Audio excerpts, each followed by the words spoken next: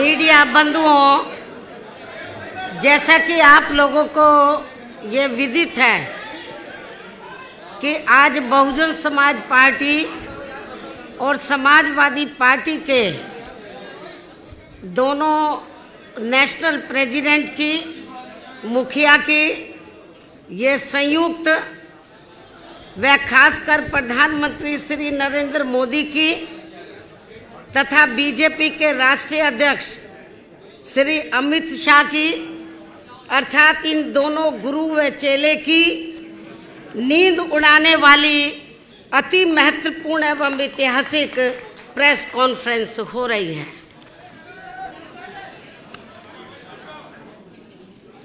हालांकि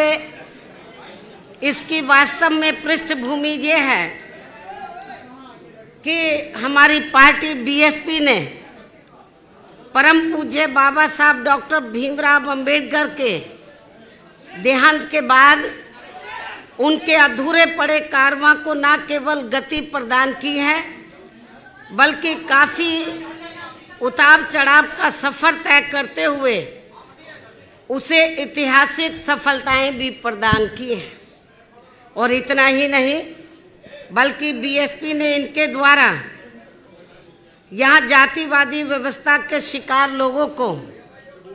मान सम्मान की जिंदगी बसर करने हेतु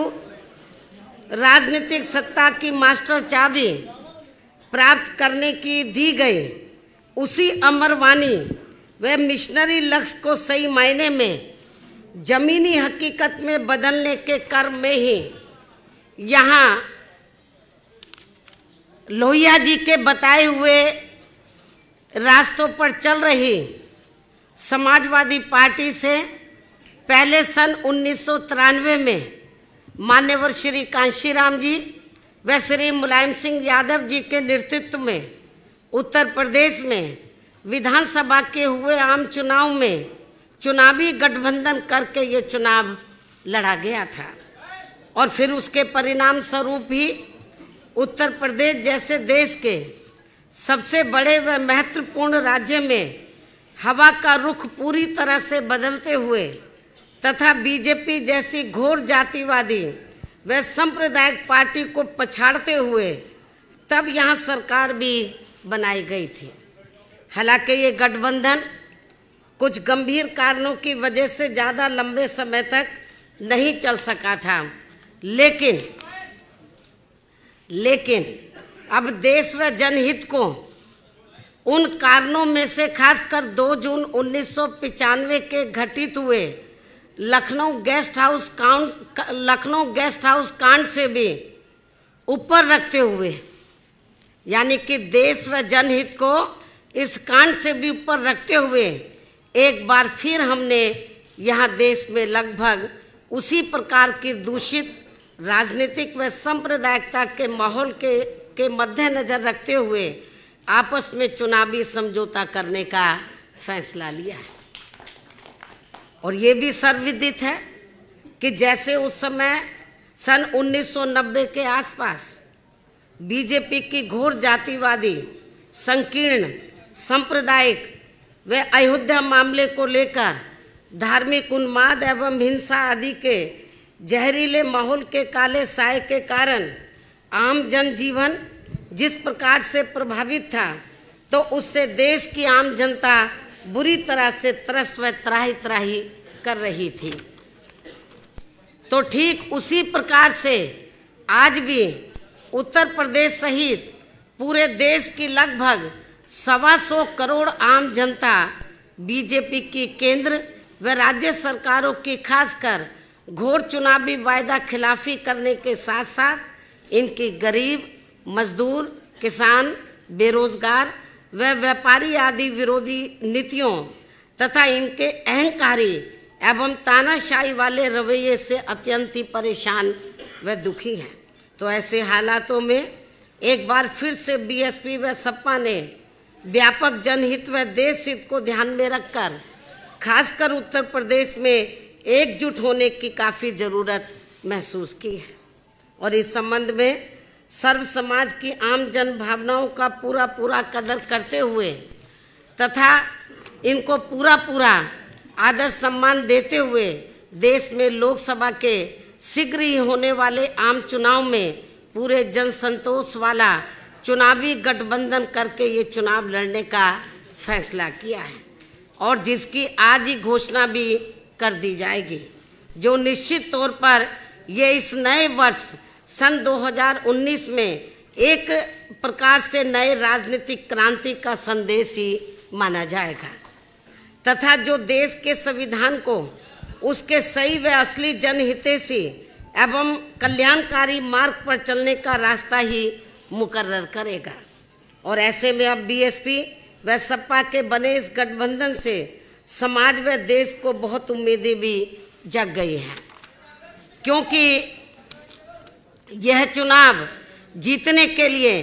केवल दो पार्टियों का ये एकजुट होना मात्र नहीं है, बल्कि ये समाज के अधिकांश आबादी का प्रतिनिधित्व करने वाले सर्व समाज के खासकर गरीबों, मजदूरों, किसानों, छोटे व मझोले व्यापारियों, युवाओं, बेरोजगारों, महिलाओं व अन्य मेहनत कश आम जनता के साथ साथ दलितों, शोषितों, पिछड़ों, मुस्लिम व अन्य धार्मिक अल्पसंख्यकों के हितों की रक्षा एवं इनका प्रतिनिधित्व करने वाली एक शक्ति भी है, जो आगे चलकर देश के बेहतर कल को बनाने वाली सामाजिक परिवर्तन एवं आर्थिक मुक्ति के मिशनरी लक्ष्य की प्राप्ति का एक खास सामाजिक एवं आर्थिक क्रांति का आंदोलन भी बन सकता है। इसके साथ ही वैसे आपको ये भी मालूम है कि देश में पिछले लोकसभा और उसके बाद उत्तर प्रदेश में विधानसभा के हुए आम चुनाव में भी बीजेपी ने जिस प्रकार से केंद्र व उत्तर प्रदेश में यहाँ बेईमानी से अपनी सरकार बनाई है और जिनकी गलत नीतियों व गलत कार्य प्रणाली आदि से जनता आज बहुत ज़्यादा दुखी है, जिसे अति गंभीरता से लेते हुए फिर ऐसी जन विरोधी पार्टी को आगे सत्ता में आने से रोकने के लिए हमने पहले ही यहाँ उत्तर प्रदेश में कुछ लोकसभा व विधानसभा की सीटों पर हुए उपचुनाव में इनके अधिकांश उम्मीदवारों को हरा के इसकी शुरुआत भी कर दी है। जबकि इन चुनावों में कांग्रेस पार्टी के उम्मीदवारों की तो जमानत ही जब्त हो गई थी और फिर इसके बाद से पूरे देश में यह आम चर्चा शुरू हो गई कि उत्तर प्रदेश में 80 लोकसभा की सीटें हैं और यदि बीएसपी व सपा यहाँ गठबंधन करके लोकसभा का आम चुनाव लड़ते हैं तो फिर इस बार केंद्र में बीजेपी को सत्ता में आने से जरूर रोका जा सकता है। और वैसे भी इनके चुनावी वायदा खिलाफी, कुशासन व गलत नीतियों एवं जातिवादी, संकीर्ण, द्वेषपूर्ण, सांप्रदायिक व पूंजीवादी तथा अहंकारी व तानाशाही वाले रवैये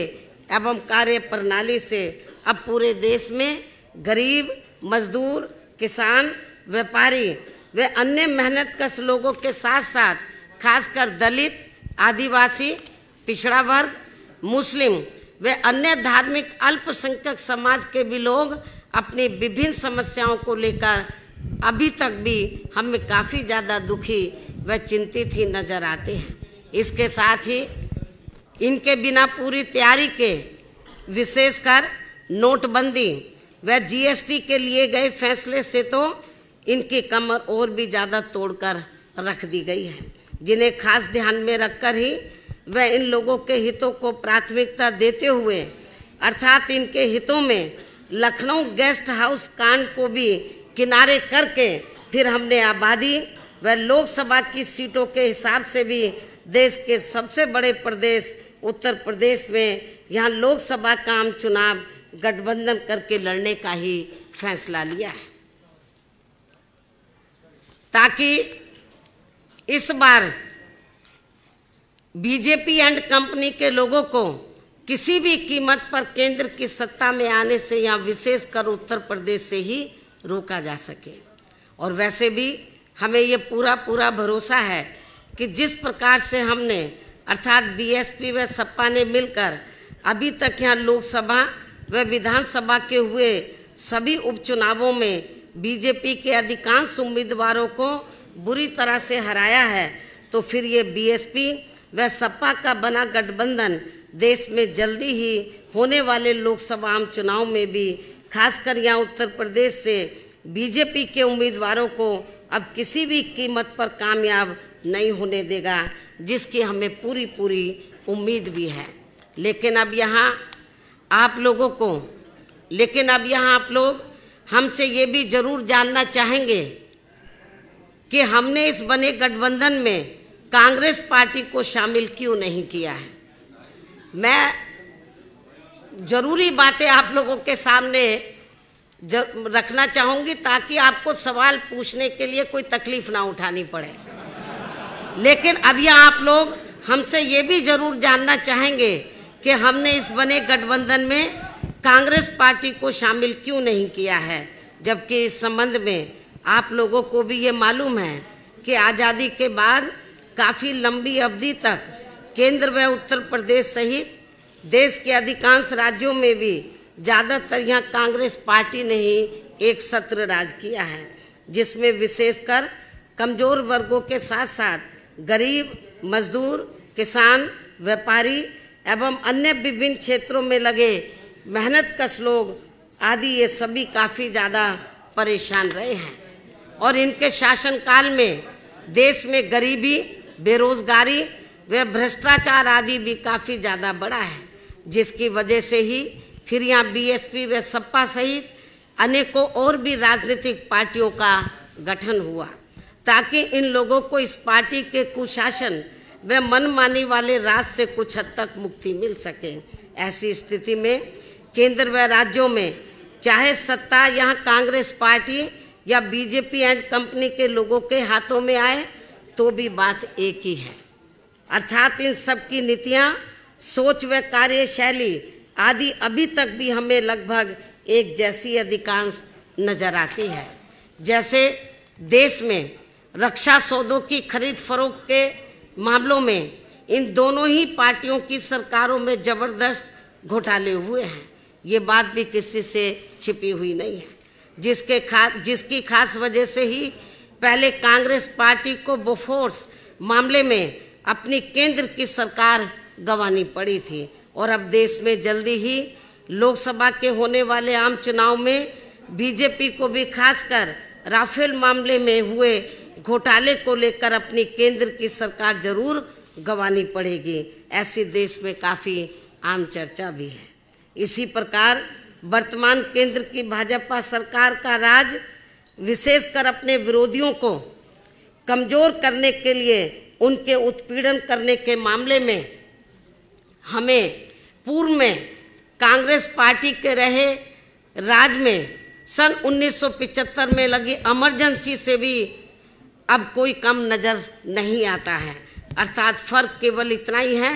कि इस मामले में कांग्रेस पार्टी के राज में उस समय घोषित इमरजेंसी थी और अब बीजेपी के राज में अघोषित इमरजेंसी लगी हुई है, जिसके असंख्य उदाहरण आप लोगों के सामने हैं। और इसके लिए अब ये लोग अपनी सरकारी मशीनरी का जबरदस्त दुरुपयोग करके वे जनता में अपने प्रभावशाली विरोधियों से घबराकर उनके विरुद्ध जबरदस्ती के काफ़ी वर्षों पुराने गड़े मुर्दे उखाड़ने में लगे हैं, जिससे अब इनको देश में शीघ्र ही लोकसभा के होने वाले आम चुनाव में सन 1977 की तरह ही काफ़ी भारी नुकसान भी होने वाला है। इसके साथ ही गठबंधन को लेकर कांग्रेस पार्टी के बारे में यह बात भी सर्वविदित है कि बीएसपी व सपा को कांग्रेस पार्टी के साथ चुनावी गठबंधन करने से कोई खास लाभ मिलने वाला नहीं है, क्योंकि इस मामले में हमारा अभी तक का अनुभव ये रहा है कि इनके साथ गठबंधन करके चुनाव लड़ने से हमें छोड़ी गई सीटों पर इस पार्टी का अपना अधिकांश वोट ट्रांसफ़र नहीं होता है और वह ज़्यादातर बीजेपी व अन्य जातिवादी पार्टियों को ही चला जाता है, या फिर जानबूझकर एक सोची समझी रणनीति के तहत उसे अंदर ट्रांसफ़र भी कर दिया जाता है। जबकि हमारी पार्टी से जुड़ा पूरा का पूरा वोट एक तरफा हमारे साथ गठबंधन की गई किसी भी पार्टी को पूरी ईमानदारी से ट्रांसफर हो जाता है, जिससे कांग्रेस पार्टी जैसी पार्टियों को तो हमसे पूरा लाभ मिल जाता है, लेकिन हमारी जैसी ईमानदार पार्टियों को इसका कोई खास लाभ इनसे कोई खास लाभ नहीं मिल पाता है, और इससे फिर हमारी पार्टी का वोट प्रतिशत और कम हो जाता है, जिसका कड़वा अनुभव हमने यहाँ उत्तर प्रदेश में ही सन 1996 में विधानसभा के हुए आम चुनाव में कांग्रेस पार्टी के साथ गठबंधन करके किया भी है। और शायद लगभग यही कड़वा अनुभव यहाँ पिछले विधानसभा के हुए आम चुनाव में समाजवादी पार्टी ने भी कांग्रेस पार्टी के साथ गठबंधन करके किया है। ऐसी स्थिति में फिर हमने अपनी पार्टी व मूवमेंट के हित में देश में जल्दी ही लोकसभा के होने वाले आम चुनाव में खासकर यहाँ उत्तर प्रदेश में बीएसपी व सपा के बने गठबंधन में कांग्रेस पार्टी को शामिल नहीं किया है। हालांकि अब हमारी पार्टी ने पूरे देश में ये फैसला लिया है कि हमारी पार्टी अब आगे कांग्रेस पार्टी की तरह ऐसी अन्य और किसी भी पार्टी के साथ गठबंधन करके कोई चुनाव नहीं लड़ेगी, जिससे हमारी पार्टी को खुद ही राजनीतिक नुकसान पहुंच जाए, यानी कि उसका वोट हमें ट्रांसफर ना हो सके। लेकिन इस मामले में अभी तक अच्छी बात ये रही है कि उत्तर प्रदेश में बीएसपी व सपा का पूर्व में विधानसभा आम चुनाव के लिए हुआ गठबंधन का पिछला रहा अनुभव दोनों ही पार्टियों के लिए काफ़ी कारगर साबित हुआ है। अर्थात दोनों ही पार्टियों का वोट एक दूसरे के उम्मीदवारों को पूरी ईमानदारी से ट्रांसफ़र हुआ है, जिसकी वजह से अब हमें यहाँ लोकसभा के होने वाले आम चुनाव में बीएसपी व सपा का गठबंधन करके ये चुनाव लड़ने में कोई भी परहेज नहीं है। और अब हमें पूरा भरोसा है कि यहाँ बीएसपी व सपा का बना ये गठबंधन इस बार केंद्र में बीजेपी को किसी भी कीमत पर सत्ता में आसीन नहीं होने देगा, और इनको इस बार हर हालत में यहाँ उत्तर प्रदेश से ही रोक देगा, बशर्ते यदि इस पार्टी ने पूर्व की तरह यहाँ वोटिंग मशीनों में कोई गड़बड़ी नहीं की, तथा ना ही इन्होंने खासकर राम मंदिर निर्माण के नाम पर यहाँ की जनता की धार्मिक भावनाओं के साथ कोई खिलवाड़ आदि किया। इन्हीं जरूरी बातों के साथ ही अब मैं उत्तर प्रदेश में बीएसपी व सपा के बने इस गठबंधन के संदर्भ में ये कहना चाहूँगी कि उत्तर प्रदेश में इन दोनों पार्टियों का यहाँ लोकसभा चुनाव में एक साथ मिलकर चुनाव लड़ने का हमारा ये गठबंधन फाइनल हो चुका है, और इसके लिए हमने दिनांक 4 जनवरी को दिल्ली में इकट्ठा बैठकर वे काफ़ी गहन सोच विचार करके प्रदेश की सभी 80 लोकसभा की सीटों का फाइनल बंटवारा भी कर लिया है। और इसके बाद हमें ऐसा भी लगता है कि इसकी भनक पड़ते ही उसी दिन फिर बीजेपी ने घबराकर अपनी पूर्व की गई तैयारी के मुताबिक हमारे बने इस गठबंधन को कमज़ोर करने व तोड़ने के लिए एक सोची समझी रणनीति व साजिश के तहत सपा के अध्यक्ष श्री अखिलेश यादव का नाम जानबूझकर खनन मामले से जोड़कर व इनकी छवि को धूमिल करने के लिए मीडिया आदि में बड़े पैमाने पर उछाल दिया, जिसकी हमारी पार्टी कड़े शब्दों में निंदा करती है। और ऐसे में हमारी पार्टी पूरे तौर से हर स्तर पर इनके साथ खड़ी है, जबकि इस पार्टी को अर्थात बीजेपी को ये मालूम होना चाहिए कि इनकी इस घिनौनी हरकत से अब बीएसपी व सपा के बने इस गठबंधन को और भी ज़्यादा मजबूती मिल जाएगी। और अब इससे इनका श्री शिवपाल यादव पर पानी की तरह बहाया गया पैसा भी जरूर ही बेकार चला जाएगा। और अब मैं आप लोगों को ये बताना चाहती हूँ कि इस बने गठबंधन में किस पार्टी के पास कितनी सीटें रहेंगी, तो ये सब भी दिनांक 4 जनवरी को दिल्ली में ही फाइनल कर लिया गया है, जिसकी संक्षेप में जानकारी इस प्रकार से है। उत्तर प्रदेश में कुल 80 लोकसभा की सीटें हैं, जिसमें से बीएसपी 38 लोकसभा की सीटों पर और एसपी 38 लोकसभा की सीटों पर मिलकर ये चुनाव लड़ेगी। और 2 लोकसभा की सीटें हमने अभी 1-2 और पार्टियों के लिए छोड़ दी है। इनके अलावा 2 और शेष बची सीटें अर्थात अमेठी व रायबरेली, ये दोनों लोकसभा की सीटें हमने कांग्रेस पार्टी के साथ बिना कोई गठबंधन किए हुए ही इस पार्टी के लिए छोड़ दिए हैं, ताकि बीजेपी के लोग इन दोनों सीटों पर कांग्रेस पार्टी की संरक्षक व इनके अध्यक्ष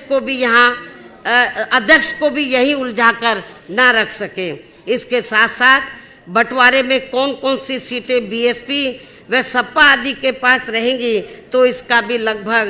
तय ही हो चुका है, जिसकी सीटवार पूरी जानकारी आपको बहुत जल्दी ही प्रेस नोट के जरिए दे दी जाएगी। और अब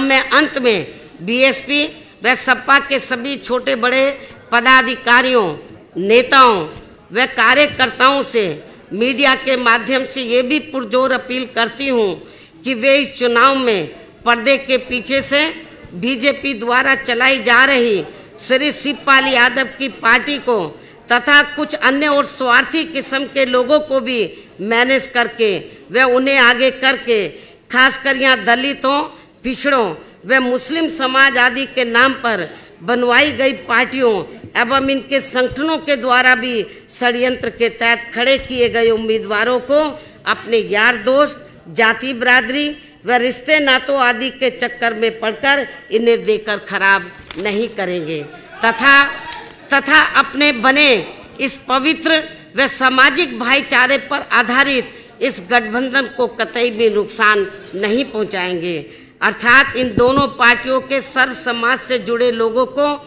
देश व जनहित में इन स्वार्थी व बिकी हुई पार्टियों के चक्कर में न पड़कर इन्हें केवल अपने गठबंधन द्वारा खड़े किए गए उम्मीदवारों को ही कामयाब बनाने का हर संभव पूरा प्रयास करना चाहिए। तभी फिर सही मायने में हमारा यहाँ अपने संतों, गुरुओं व महापुरुषों आदि का मानवतावादी सोच पर आधारित इनका सर्वजन हिताय व सर्वजन सुखाय का सही सपना जरूर साकार हो सकता है। इस उम्मीद के साथ ही अब मैं आप सभी मीडिया को तथा सपा व बसपा गठबंधन के सभी लोगों को भी नव वर्ष सन 2019 की अपनी हार्दिक बधाई देती हूँ व उनके उज्जवल भविष्य की भी कामना करती हूँ। और अब सपा के अध्यक्ष श्री अखिलेश यादव भी इस बने गठबंधन के संबंध में अपनी बात आप लोगों के सामने रखेंगे। धन्यवाद। मैं सबसे पहले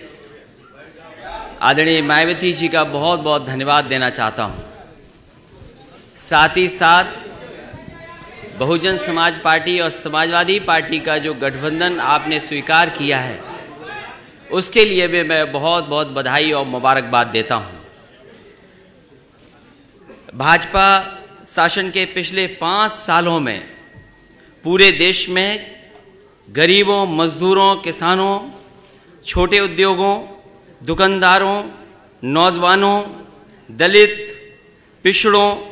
महिलाओं और यहाँ तक कि बच्चियों पर जितना अन्याय और अत्याचार हुआ है उसकी कल्पना करना भी मुश्किल है। भगवान राम और भगवान कृष्ण की जन्मभूमि उत्तर प्रदेश में तो भाजपा की सरकार ने इतना अत्याचार किया है कि स्वयं भगवान भी असहनीय पीड़ा हुई होगी। केंद्र और उत्तर प्रदेश की भाजपा सरकार ने देश और समाज को एक सूत्र में बांधने की बजाय समाज में नफरत का वातावरण बनाया है। लोगों ने भाईचारा बढ़ाने की बजाय लोगों को जात पात के नाम पर बांटने का काम किया है। भाजपा की उत्तर प्रदेश सरकार ने तो उत्तर प्रदेश को जातीय प्रदेश ही बनाकर रख दिया है। उत्तर प्रदेश में जात और धर्म को देखकर बेकसूर लोगों के एनकाउंटर किए जा रहे हैं। अस्पताल में इलाज शुरू करने से पहले मरीजों की जात पूछी जा रही है। थानों में रिपोर्ट लिखने से पहले फरियादी की जात पूछी जा रही है।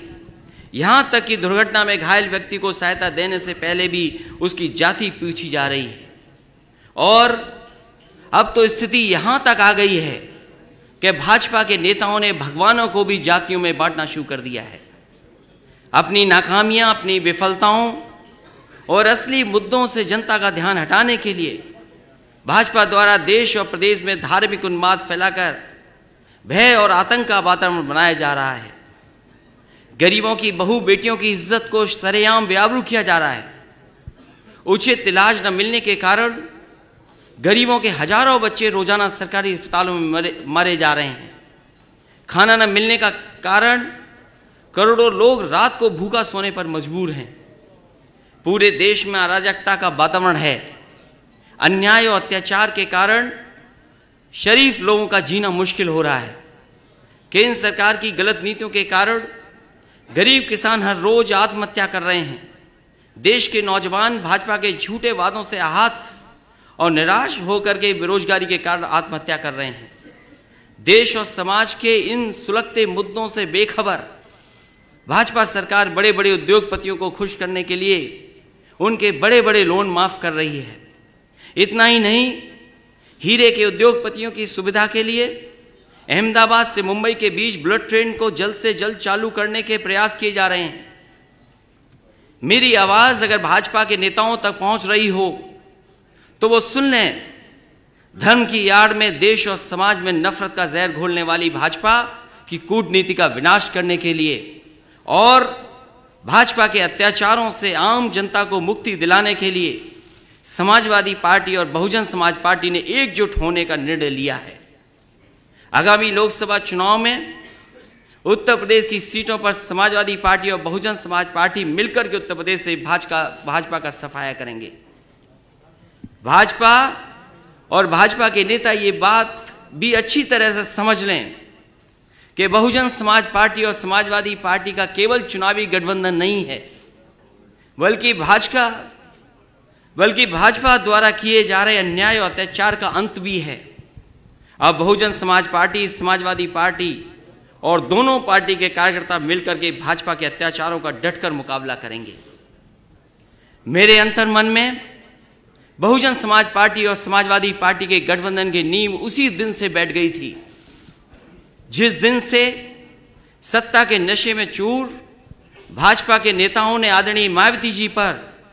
अशोभनीय टिप्पणियों करने का सिलसिला शुरू किया था और भाजपा ने अपने उन संस्कारहीन नेताओं को दंडित करने की बजाय उन्हें बड़े बड़े मंत्रालय देकर उनके हौसले बढ़ाए थे। अपने मन में मैं बहुजन समाज पार्टी और समाजवादी पार्टी के गठबंधन पर उस दिन अंतिम मोहर लगा दी थी जिस दिन राज्यसभा के लिए बहुजन समाज पार्टी और समाजवादी पार्टी के संयुक्त उम्मीदवार श्री भीमराव अंबेडकर जी को छल, कपट, धोखे और विश्वासघात से हराकर भाजपा के नेताओं ने खुशियां मनाई थीं। भाजपा के अहंकार का विनाश करने के लिए बहुजन समाज पार्टी और समाजवादी पार्टी का मिलना बहुत जरूरी था। आपको याद होगा मैंने इसीलिए कहा था कि बहुजन समाज पार्टी से गठबंधन करने के लिए अगर हमें 2 कदम पीछे भी हटना पड़ेगा तब भी हम गठबंधन करेंगे और भाजपा के अहंकार को तोड़ेंगे। मैं एक बार फिर आदरणीय मायावती जी का धन्यवाद दूंगा कि कम से कम आपने बराबर का एक दूसरे का सम्मान करने का काम किया है गठबंधन में। आज से समाजवादी पार्टी का प्रत्येक कार्यकर्ता इस बात को गांठ बांध ले कि आदरणीय मायावती जी का सम्मान मेरा सम्मान है और अगर भाजपा का कोई भी नेता आदरणीय मायावती जी का अपमान करता है तो समझ लेना कि वो अपमान आदरणीय मायावती जी का नहीं बल्कि मेरा अपमान हुआ है। हम समाजवादी हैं और समाजवादियों की ये विशेषता होती है कि वो दुख और सुख दोनों में बराबर के हिस्सेदार होते हैं। इसलिए हमें इस रिश्ते को मजबूती के साथ और आगे बढ़ाना है। बहुजन समाज पार्टी और समाजवादी पार्टी के गठबंधन से घबराकर अपनी आदत के अनुसार भाजपा तरह तरह के षड्यंत्र रच सकती है, गलत फहमी पैदा करके हमारे कार्यकर्ताओं के बीच नफरत का वातावरण बना सकती है। भाजपा द्वारा दंगा फसाद कराने का प्रयास भी किया जा सकता है, परंतु हमें संयम और धैर्य से काम लेना है। हमें भाजपा की हर साजिश को नाकाम करना है और आपसी भाईचारे को मजबूत करना है। मैं आदरणीय मायावती जी का द्वारा देश हित में लिए गए उनके ऐतिहासिक निर्णय का एक बार फिर स्वागत करता हूं और मैं विश्वास दिलाता हूं कि अब भाजपा के अत्याचारी शासन का विनाश निश्चित है। मैं इस बात का भी विश्वास दिलाता हूं कि समय के साथ समाजवादी पार्टी और बहुजन समाज पार्टी के संबंध और भी अधिक मजबूत होंगे। इन्हीं शब्दों के साथ मैं एक बार फिर आप सभी पत्रकार साथियों का स्वागत करता हूं और बधाई देता हूं। इस गठबंधन के लिए आदरणीय मायावती जी का एक बार फिर बधाई और बहुत बहुत धन्यवाद। मेरा आपसे प्रश्न है कि कल एक इंटरव्यू में आपने मायावती जी की बहुत तारीफ की थी और आज भी आपने कहा कि आपसे ज़्यादा अनुभवी है, 4 बार की मुख्यमंत्री हो चुकी हैं। क्या उस कोई स्थिति बनेगी कि मायावती जी को आप प्रधानमंत्री के रूप में सपोर्ट करेंगे? आपको पता है कि मैं किसको सपोर्ट करूंगा और मैंने पहले भी कहा और आज फिर कहता हूं कि उत्तर प्रदेश ने हमेशा प्रधानमंत्री दिया है और हमें खुशी होगी कि उत्तर प्रदेश से फिर एक प्रधानमंत्री बने। हमारे और नए अपडेट्स जानने के लिए सब्सक्राइब करें हमारा चैनल और प्रेस करें बेल आइकन ताकि कोई वीडियो मिस ना हो।